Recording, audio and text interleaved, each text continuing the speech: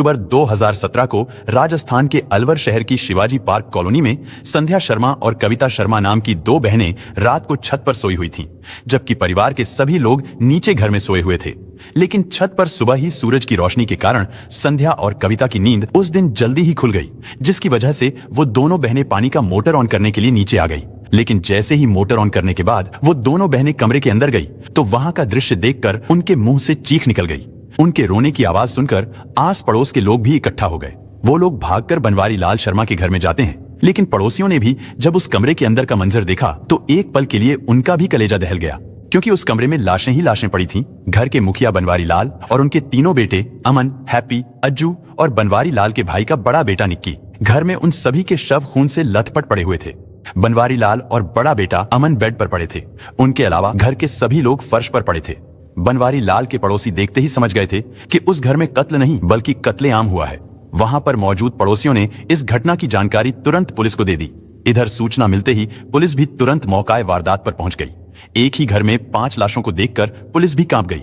स्थानीय लोगों ने पुलिस को बताया कि बनवारी लाल और बड़ा बेटा अमन अभी जिंदा हैं, यानी उनकी सांसें चल रही है। पुलिस ने उन दोनों को तुरंत ही एम्बुलेंस से नजदीकी हॉस्पिटल भिजवा दिया, लेकिन हॉस्पिटल में डॉक्टरों ने उन्हें मृत घोषित कर दिया। एक ही घर में 5 लोगों के कत्ल की खबर पूरे इलाके में आग की तरह फैल गई थी। पुलिस ऑफिसर्स के साथ साथ डॉग स्क्वाड और फॉरेंसिक टीम को भी घटना स्थल पर बुलाया जाता है। इधर बनवारी लाल के घर वालों का रो रो कर बुरा हाल हो चुका था। संध्या तो अपने पति और बच्चों की लाशों को देखते ही बेहोश हो गई थी। वो बार बार बेहोश हो जाती थी, जिसकी वजह से उसको भी हॉस्पिटल में भर्ती कराया गया। इसके बाद पुलिस और फॉरेंसिक टीम उस घर की बारीकी से जांच करती है। कमरे में हर तरफ खून के धब्बे थे। घर की दीवारें, फर्श, बेड और बिस्तर सब कुछ लाल रंग में रंगा हुआ था। इसके अलावा फॉरेंसिक टीम को दीवारों पर कुछ फिंगरप्रिंट्स भी मिलते हैं और घर का कुछ सामान भी अपनी जगह से इधर उधर था। उस सामान से भी फिंगरप्रिंट्स उठाए जाते हैं, क्योंकि 2 शवों को तो पहले ही हॉस्पिटल भिजवा दिया गया था। शुरुआती जांच करने के बाद घर में मौजूद तीनों बच्चों के शवों को भी पोस्टमार्टम के लिए हॉस्पिटल भिजवा दिया गया। इसके बाद डॉक्टर्स की एक टीम उन 5 शवों का पोस्टमार्टम करती है। इधर पुलिस भी अपनी तफ्तीश और पूछताछ करनी शुरू कर देती है। पुलिस सबसे पहले इस बात का पता लगाने की कोशिश करती है कि आखिर वो बदमाश घर के अंदर किस तरह घुसे थे, क्योंकि उस घर में एंट्री करने के लिए 2 दरवाजे थे। एक तो मेन दरवाजा था जो एक गली में खुलता था, जबकि दूसरा दरवाजा एक कमरे में खुलता था। कविता ने पुलिस को बताया कि सुबह सवेरे जब वो दोनों बहनें छत से नीचे आई तो उन्होंने देखा था कि घर का मेन गेट खुला हुआ है। उसकी कुंडी खुली हुई थी, यानी जिस तरह से रात में उस गेट को बंद किया था वो उस तरह से बंद नहीं था। कविता के बयान से पुलिस को लगा कि बदमाश मेन दरवाजे से ही घर के अंदर आए होंगे, लेकिन उस दरवाजे पर फोर्सफुली एंट्री के कोई भी सबूत नहीं थे। यानी उस दरवाजे को जबरदस्ती खोलने की कोशिश नहीं की गई थी। तो क्या दरवाजे को अंदर से ही खोला गया था?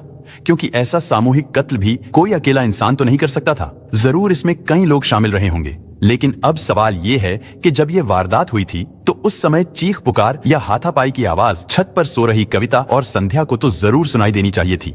पड़ोसियों का भी यही कहना था कि उन्होंने भी इस घर से किसी तरह की कोई आवाज नहीं सुनी थी। यही नहीं, बल्कि फर्स्ट फ्लोर वाले कमरे में सो रहे बनवारी लाल के परिवार वालों ने भी कोई आवाज नहीं सुनी थी।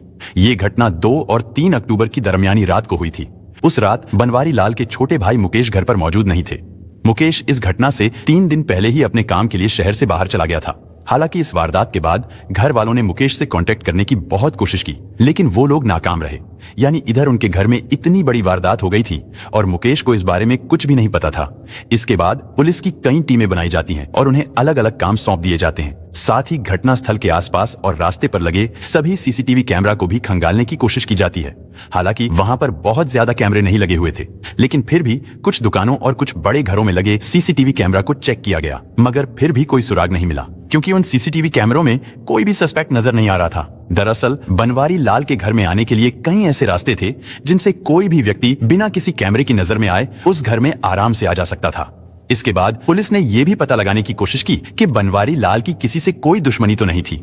लेकिन अगर बनवारी लाल की किसी से कोई दुश्मनी या झगड़ा होता तो भी केवल बनवारी लाल का ही कत्ल होता। लेकिन यहाँ पर तो मासूम बच्चों का भी बड़ी बेरहमी के साथ कत्ल किया गया था। इसके बाद पुलिस शर्मा परिवार के हर एक व्यक्ति के बारे में डिटेल से जानने की कोशिश करती है, क्योंकि हो सकता है यहीं से कोई सुराग मिल जाए। दरअसल साल 1999 में बनवारी लाल की शादी राजगढ़ की रहने वाली संध्या शर्मा से हुई थी। शादी के बाद उनके 3 बच्चे भी हुए, जिनमें सबसे बड़ा बेटा अमन 17 साल का था, उनका दूसरा बेटा हैप्पी 15 साल का था और सबसे छोटे बेटे अज्जू की उम्र 14 साल थी। बनवारी लाल की शादी के कुछ साल बाद उसके छोटे भाई मुकेश की शादी भी बनवारी लाल की पत्नी संध्या की बहन कविता से हो गई थी।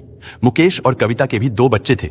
उनका बड़ा बेटा निक्की 12 साल का था, जबकि उनका छोटा बेटा विनय मानसिक रूप से बीमार था, यानी उसकी मानसिक स्थिति ठीक नहीं थी। ये पूरा परिवार पहले तो अपने पुश्तैनी मकान में अलवर जिले में कठूमर तहसील के गारू गांव में रहता था, लेकिन इस घटना से करीब 14 साल पहले बनवारी लाल का पूरा परिवार काम के सिलसिले में शिवाजी पार्क में आ गया था। गांव में उनका पुश्तैनी मकान था, उनके पास थोड़ी बहुत जमीन भी थी।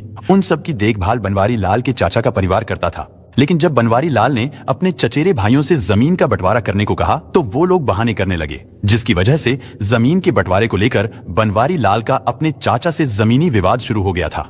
मामला इतना ज्यादा बिगड़ गया था कि बात मारपीट तक आ गई थी, लेकिन फिर गांव वालों ने उन दोनों परिवारों के बीच सुलह करा दी थी। ये बात इस घटना से करीब 3 या 4 साल पहले की थी, लेकिन जब 5 लोगों का कत्ल हुआ तो अचानक लोगों को ये बात याद आ गई थी, जिसकी वजह से पुलिस की जांच भी अब जमीनी विवाद की तरफ ही घूम गई थी। इस बात की पुष्टि करने के लिए पुलिस हॉस्पिटल में एडमिट बनवारी लाल की पत्नी संध्या से भी पूछताछ करती है। पूछताछ के दौरान संध्या ने भी यही कहा कि इस कत्ल के पीछे उसके पति के खानदान के लोग ही शामिल रहे होंगे, क्योंकि पहले भी उन्होंने जमीन को लेकर मारपीट की थी। अभी ये सारी चीजें चल ही रही थी, तभी किसी रिश्तेदार का ध्यान बनवारी लाल की स्कूटी पर गया। दरअसल बड़े बेटे अमन को 10th का एग्जाम पास करने पर बनवारी लाल ने उसे एक स्कूटी खरीद कर दी थी, लेकिन अब वो स्कूटी घर पर नहीं थी। आस पड़ोस के लोगों से भी स्कूटी के बारे में पूछा जाता है, लेकिन किसी ने भी उस स्कूटी को वहां पर नहीं देखा था। और जब हर जगह ढूंढने पर भी वो स्कूटी नहीं मिली तो पुलिस ने अनुमान लगाया कि शायद कातिल ही स्कूटी को लेकर फरार हो गए होंगे। इधर पोस्टमार्टम करने के बाद घटना वाले दिन यानी 3 अक्टूबर की शाम को ही 5 शव परिजनों को सौंप दिए गए। अभी तक पोस्टमार्टम रिपोर्ट तो नहीं आई थी, लेकिन पोस्टमार्टम करने वाले डॉक्टरों ने पुलिस को बताया था कि उन्हें लगता है कातिलों की इस परिवार से बहुत गहरी दुश्मनी रही होगी, जिस कारण बड़ी ही निर्ममता से उन सभी को कत्ल किया गया था। कत्ल करने के लिए किसी 2-धारी चाकू जैसे हथियार का इस्तेमाल किया गया था, जिसके वार से हड्डियां तक टूट गई थीं। उन सभी के गले पर कट के निशान भी पाए गए थे। इसके अलावा पेट और दिल पर भी कई वार किए गए थे। साथ ही पोस्टमार्टम करने वाले डॉक्टरों ने पुलिस को बताया था कि उन 5 लोगों में से 4 लोगों को कोई नशीली चीज खिलाई गई थी, क्योंकि उन 4 लोगों के शरीर पर रेसिस्ट करने के कोई भी निशान नहीं थे और न ही वारदात के समय उनमें से किसी ने कातिलों का विरोध किया था। उनमें केवल बनवारी लाल का बड़ा बेटा अमन ही ऐसा था जिसकी बांह पर चाकू के कई निशान मिले थे, जिससे लग रहा था कि उसने ही कातिलों का विरोध किया होगा। यानी अमन के अलावा बाकी सभी को बेहोशी की हालत में ही कत्ल किया गया था। जांच के दौरान घर वालों ने पुलिस को बताया कि घटना वाली रात को सभी लोग जल्दी सो गए थे और उन्हें उस रात नींद भी बहुत गहरी आई थी। शायद यही वजह थी कि उस रात किसी ने भी घर में कोई शोर नहीं सुना था।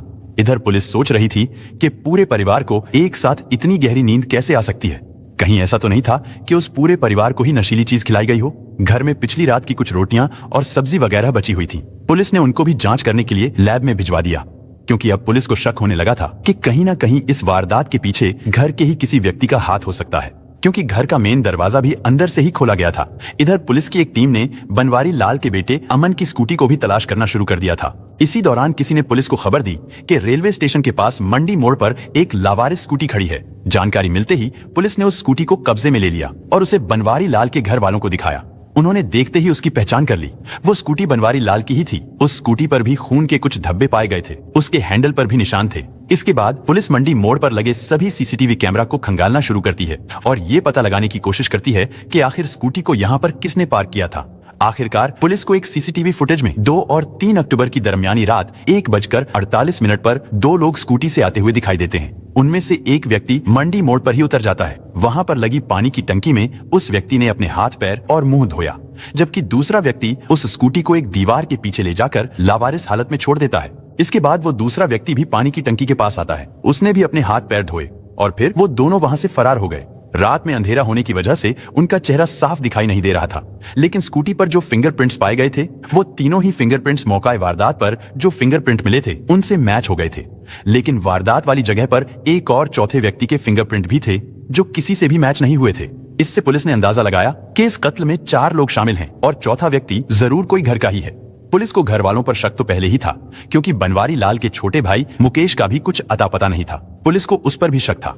पुलिस अभी माथापच्ची कर ही रही थी, लेकिन फिर पुलिस को लगा कि इस बारे में अगर कोई सबसे ज्यादा और सबसे सटीक जानकारी दे सकता है तो वो है बनवारी लाल की पत्नी संध्या शर्मा, जिसको तबीयत बिगड़ने की वजह से हॉस्पिटल में एडमिट कराया गया था। इसके बाद पुलिस हॉस्पिटल में पहुंचती है और डॉक्टरों से पूछती है कि संध्या को कब तक होश आएगा, यानी उसकी हालत कब तक ठीक हो सकती है, क्योंकि हमें संध्या से कुछ जरूरी पूछताछ करनी है।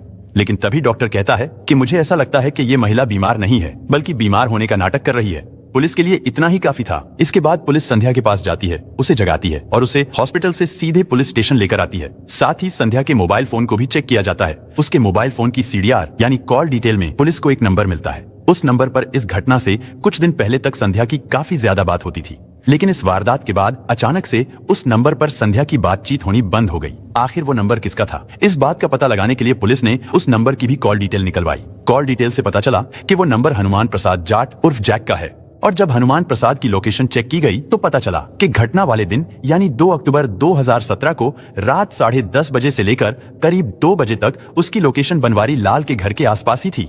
जैक उदयपुर का रहने वाला था। इसके बाद बिना देरी किए अलवर पुलिस की एक टीम उदयपुर पहुंचती है और जैक को अरेस्ट कर लिया जाता है। लेकिन जब उसे संध्या के सामने लाया गया तो जैक को पुलिस स्टेशन में अपने सामने खड़ा देखकर संध्या घबरा जाती है और वो अपना जुर्म स्वीकार कर लेती है। दरअसल संध्या ने ही अपने प्रेमी और 2 किराए के कातिलों के साथ मिलकर अपने पति और जिगर के टुकड़ों यानी तीनों बच्चों और भतीजे का बड़ी ही बेरहमी से कत्ल कर दिया था। संध्या एक महत्वाकांक्षी लड़की थी। उसको लग्जरी लाइफस्टाइल, महंगे कपड़े और महंगी गाड़ियों का शौक था। लेकिन उसके घर वालों ने उसकी शादी एक लोअर मिडिल क्लास फैमिली में कर दी थी, जहां पर घर का खर्च भी बहुत मुश्किल से चल पाता था। और जब संध्या के 3 बच्चे हो गए तो जिम्मेदारी और भी ज्यादा बढ़ गई। दरअसल संध्या पहले से ही थोड़ा बहुत ताइक्वांडो मार्शल आर्ट जानती थी, इसलिए फिर से उसने ताइक्वांडो की ट्रेनिंग ली और फिर खुद भी वो ताइक्वांडो कोच बन गई। वो अलवर जिले के लोकल बच्चों को ट्रेन करने लगी, यानी कोचिंग देने लगी। क्योंकि ताइक्वांडो मार्शल आर्ट के टूर्नामेंट्स भी होते थे, तो संध्या भी अलग अलग शहरों में उन बच्चों को लेकर टूर्नामेंट्स में पार्टिसिपेट करती थी। संध्या के द्वारा ट्रेन किए गए बच्चे नेशनल लेवल तक खेल चुके थे और अब संध्या भी अपने पति के साथ घर का खर्च उठाने लगी थी। सब कुछ ठीक चल रहा था। लेकिन साल 2015 में एक टूर्नामेंट के दौरान संध्या की मुलाकात उदयपुर के रहने वाले हनुमान प्रसाद उर्फ जैक से हुई। हालांकि उस समय संध्या शादीशुदा थी और वो 3 बच्चों की मां थी। वहीं जैक संध्या से 10 साल छोटा था, उसकी शादी भी नहीं हुई थी। हनुमान प्रसाद उदयपुर में ही BPED का कोर्स कर रहा था, जिसकी वजह से उसका कॉम्बैट स्पोर्ट के टूर्नामेंट में भी आना जाना होता रहता था। ऐसे ही टूर्नामेंट के दौरान संध्या और जैक उदयपुर में मिले थे, क्योंकि संध्या खूबसूरत थी और उसे देखने से नहीं लगता था कि वो 3 बच्चों की मां है। खैर, इस मुलाकात के बाद उन दोनों में दोस्ती हो जाती है और ये दोस्ती धीरे धीरे प्यार में बदल जाती है। उन दोनों के बीच शारीरिक संबंध भी बनने शुरू हो गए थे। जैक का एक दोस्त भी था जिसका नाम मट्टू सरकार था। वो अलवर जिले में लक्ष्मणगढ़ के किसी गांव का रहने वाला था। जैक अपने दोस्त मट्टू सरकार से मिलने के बहाने अलवर आता था और संध्या भी बच्चों को ताइक्वांडो की ट्रेनिंग देने के बहाने जैक से मिलने के लिए जाती थी। वो दोनों कई दिनों तक मट्टू सरकार के घर पर ही रहते थे। लेकिन ये एक्स्ट्रा मैरिटल अफेयर आखिर कितने दिनों तक छुप सकता था?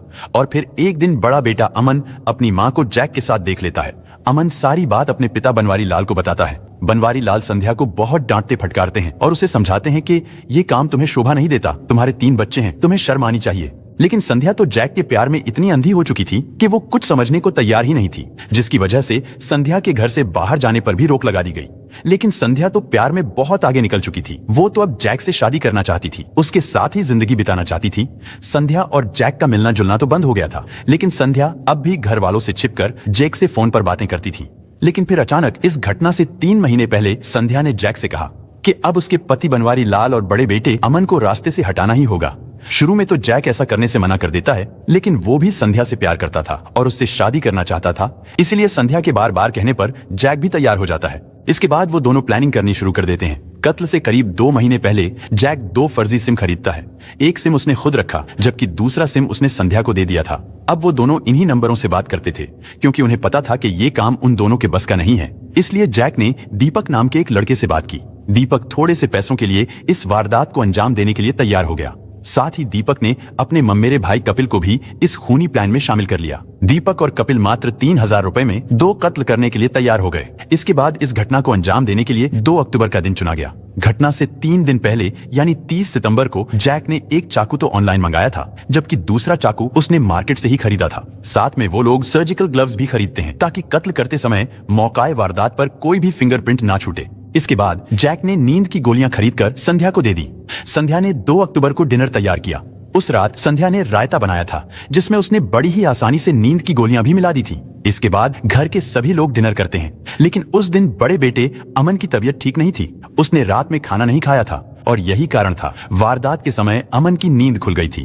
खाना खाने के बाद परिवार के सभी लोगों को नींद आने लगती है। सभी लोग सोने के लिए अपने अपने कमरे में चले जाते हैं क्योंकि बड़े बेटे अमन ने खाना नहीं खाया था। उसे इतनी जल्दी नींद नहीं आ रही थी, लेकिन फिर भी वो कमरे में जाकर लेट गया। जाहिर सी बात है, संध्या ने भी उस रायते को नहीं खाया था।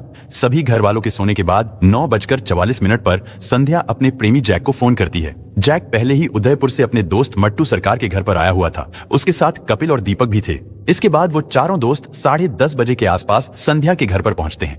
संध्या छत पर खड़ी उनका इंतजार कर रही थी। उसने जैक को इशारा करके बताया कि घर में सभी लोग सो चुके हैं, लेकिन वो लोग उस समय सिर्फ रेकी करने के लिए आए थे। इसके बाद जैक ने अपने दोस्त मट्टू सरकार को रेलवे स्टेशन पर भेज दिया। वहां से मट्टू सरकार वापस अपने गांव चला गया, लेकिन दीपक, कपिल और जैक ये तीनों लोग इधर उधर टाइम पास करते रहते हैं और फिर 1 बजे के आसपास वो तीनों बनवारी लाल के घर पर पहुंचते हैं। संध्या पहले ही उनके इंतजार में खड़ी थी। जैसे ही वो लोग वहां पहुंचे तो संध्या ने नीचे जाकर घर का मेन गेट खोल दिया। उसने जैक से कहा कि वो यहीं दरवाजे पर ही रहेगी, लेकिन तुम लोग अंदर जाओ और जल्दी से अपना काम खत्म करो। इसके बाद जैक और उसके साथी कमरे में पहुंचे। वहां पर बनवारी लाल और उसका बड़ा बेटा अमन सो रहे थे। वो दोनों बेड पर सो रहे थे, जबकि 3 बच्चे हैप्पी, अज्जू और निक्की नीचे फर्श पर सोए हुए थे। उसी समय संध्या भी कमरे में आ जाती है। सबसे पहले किराए के दोनों कातिलों ने बनवारी लाल के हाथों को पकड़ा। संध्या ने अपने पति के पैर पकड़ लिए। इसके बाद जैक ने बनवारी लाल के गले पर चाकू चला दिया। जैक ने बनवारी लाल पर ताबड़तोड़ कई वार किए। बनवारी लाल को कत्ल करते समय बड़े बेटे अमन की नींद खुल गई। उसने सब कुछ देख लिया था। वो शोर मचाने ही वाला था, लेकिन इससे पहले कि वो कुछ कर पाता, कातिलों ने उस पर भी हमला कर दिया। अमन मार्शल आर्ट का खिलाड़ी था। अमन भी उनका विरोध करने लगा, जिसकी वजह से जैक और दोनों कातिलों को भी कई चाकू लगे थे, लेकिन उन्होंने अमन को भी मौत की नींद सुला दिया। इसके बाद जैक ने हैप्पी, अज्जू और भतीजे निक्की को भी खत्म कर दिया। उन सबको खत्म करने के बाद संध्या ने अपनी स्कूटी की चाबी जैक को दे दी और किराए के कातिलों को तयशुदा रकम यानी 3000 रुपए भी दे दिए। इसके बाद वो तीनों बनवारी लाल की स्कूटी लेकर फरार हो जाते हैं। इधर संध्या ने अपने कपड़ों को साफ किया और घर की छत पर अपनी बहन के पास जाकर सो गई। उधर वो तीनों कातिल पहले रेलवे स्टेशन पर पहुंचे। जैक वहीं पर उतर गया। इसके बाद वो दोनों किराए के कातिल स्कूटी को लेकर मंडी मोड़ पर आ गए और यहीं पर वो लोग कैमरे में कैद हो गए थे। वहां पर उन्होंने अपने हाथ पैर धोए, उन्होंने स्कूटी को वहीं पर छोड़ दिया और फिर ऑटो में बैठकर वो दोनों भी अपने अपने गांव के लिए निकल गए। जैक भी ट्रेन पकड़कर उदयपुर पहुंच गया। इधर सुबह होते ही संध्या ने रोने धोने का ड्रामा शुरू कर दिया था, जबकि वारदात में इस्तेमाल किए गए चाकू को जैक ने राजगढ़ रेलवे स्टेशन के पास बहने वाले नाले में फेंक दिया था, जिसे बाद में पुलिस ने बरामद कर लिया था। जांच में पाया गया कि किराए के कातिल दीपक और कपिल दोनों ही नाबालिग हैं, जिसकी वजह से उन दोनों को बाल न्यायालय में पेश किया गया। वहां से उन्हें बाल सुधार गृह भेज दिया गया था। वहीं संध्या शर्मा और हनुमान प्रसाद का केस एडिशनल सेशन कोर्ट में चलाया जाता है। करीब 6 सालों तक चले इस केस में 77 गवाहों को पेश किया गया। आखिरकार 21 मार्च 2023 को कोर्ट ने संध्या शर्मा और हनुमान प्रसाद को आईपीसी की धारा 302, 201 इसके अलावा और भी कई धाराओं के तहत 50-50 हजार रुपए जुर्माना और उम्र कैद की सजा सुनाई। दोस्तों, इस घटना को सुनाने का उद्देश्य किसी का दिल दुखाना नहीं है, किसी को परेशान करना नहीं, बल्कि आपको जागरूक करना है, आपको सचेत करना है। दोस्तों, इस पूरी घटना के बारे में आपकी क्या राय है, कमेंट बॉक्स में जरूर बताएं। और अगर हमारी मेहनत पसंद आई हो तो इस वीडियो को लाइक करते हुए शेयर भी करें। अगर आपने अब तक चैनल को सब्सक्राइब नहीं किया है तो हमारे चैनल को सब्सक्राइब कर लीजिए। धन्यवाद।